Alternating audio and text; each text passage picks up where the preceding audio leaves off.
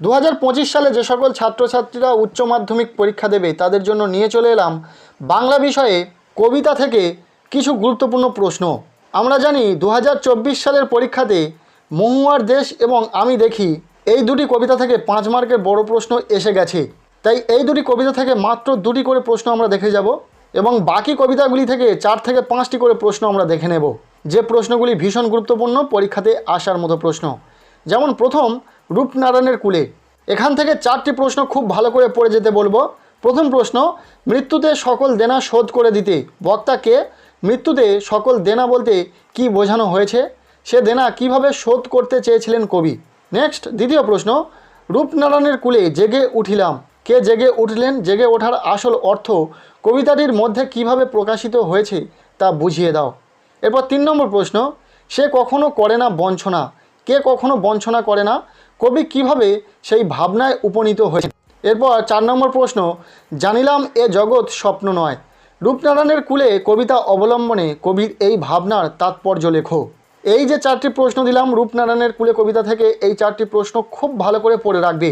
Next আমরা দেখে নেব শিকার কবিতা থেকে মাত্র কয়েকটি প্রশ্ন। প্রথম প্রশ্ন, এই ভোরের জন্য অপেক্ষা করছিল, কে অপেক্ষা করছিল, তার পরিণতি কি হয়েছিল। দ্বিতীয় প্রশ্ন, শিকার কবিতায় ভোরের পরিবেশ কিভাবে চিত্রিত হয়েছে তা নিজের ভাষায় লেখো, সেই পরিবেশ কোন ঘটনায় করুণ হয়ে উঠল। পরের প্রশ্ন, ভোর শব্দটি শিকার কবিতায় কোন কোন ব্যঞ্জনায় উপস্থাপিত হয়েছে তা বিশ্লেষণ করো। 4 নম্বর প্রশ্ন, এসেছে সে ভোরের আলোয় নেমে, সেই ভোরের বর্ণনা দাও, সে ভোরের আলোয় নেমে আসার পর কি কি ঘটল। এরপর 5 নম্বর অর্থাৎ শেষ প্রশ্ন, শিকার কবিতার নামকরণের সার্থকতা বিচার করো। শিকার কবিতাটি থেকে এই 5টি প্রশ্ন খুবই গুরুত্ব সহকারে তোমরা কিন্তু পড়ে রাখবে।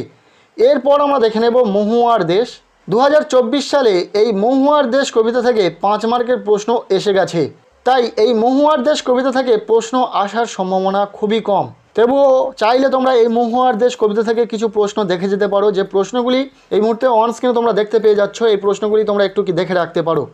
এবং গত বছরে কোন প্রশ্নটি এসে গেছিলো সেটা কিন্তু তোমরা এখানে দেখতে পাচ্ছ। মাঝে মাঝে শুনি বক্তা কি শোনেন, তিনি যা শুনতে পান তা তার মনে কি প্রভাব ফেলে, এই প্রশ্নটি পরীক্ষাতে এসে গেছিলো। এরপর রয়েছে আমি দেখি কবিতা। এখান থেকেও 2024 সালের পরীক্ষাতে 5 মার্কের বড় প্রশ্ন এসে গেছিলো। তাই 2025 সালে এখান থেকে প্রশ্ন আসার সম্ভাবনা খুবই কম। 1 নম্বর প্রশ্নটি কিন্তু 2024 সালে এসেছিলো। তবে যারা কিছু প্রশ্ন এখান থেকে দেখে যেতে চাইছো সেই প্রশ্নগুলি কিন্তু এখান থেকে দেখে নিতে পারো। 1 নম্বর প্রশ্নটি যেহেতু এসে গেছিলো তাই 1 নম্বর প্রশ্নটি বাদ দিয়ে এই প্রশ্নগুলি দেখে নেবে। এরপর রয়েছে কন্দনরতা জননীর পাশে। এই কবিতা থেকে পরীক্ষাতে প্রশ্ন আসার সম্ভাবনা সবচেয়ে বেশি রয়েছে। তাই এখান থেকে যে প্রশ্নগুলো গুরুত্বপূর্ণ রয়েছে সেই প্রশ্নগুলি দেওয়া হচ্ছে। প্রতিটা প্রশ্ন কিন্তু তোমরা খুব ভালো করে পড়ে রাখবে। প্রথম প্রশ্ন, আমি তা পারি না, কবি কি পারেন না, যা পারি কেবল কবি কি পারেন। দ্বিতীয় প্রশ্ন, কন্দনরতা জননীর পাশে এখন যদি না থাকি, কোন পরিস্থিতিতে কেন কবি জননীকে কন্দনরতা বলেছেন, এই পরিস্থিতিতে কি করণীয় বলে কবি মনে করেছেন, আলোচনা করো। এরপর 3 নম্বর প্রশ্ন, কেন ভালোবাসা, কেন বা সমাজ, কিসের মূল্যবোধ, কবির এরূপ উক্তির তাৎপর্য বিশ্লেষণ করো। নেক্সট 4 নম্বর প্রশ্ন, আমি কি তাকাবো আকাশের দিকে বিধির বিচার চেয়ে, কবির এমন মন্তব্যের তাৎপর্য আলোচনা করো। এই যে 4টি প্রশ্ন দেওয়া হলো, এই 4টি প্রশ্ন খুবই গুরুত্ব সহকারে তোমরা কিন্তু পড়ে রাখবে। সো এই ছিল উচ্চ মাধ্যমিক কবিতা অংশ থেকে কিছু গুরুত্বপূর্ণ প্রশ্ন।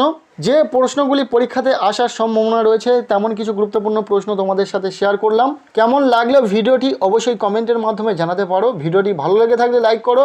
আমাদের এই চ্যানেলে নতুন হয়ে থাকলে অবশ্যই চ্যানেলটিকে সাবস্ক্রাইব করে রাখো এবং পারলে ভিডিওটি বন্ধুদের সাথে প্রচুর শেয়ার করে দাও।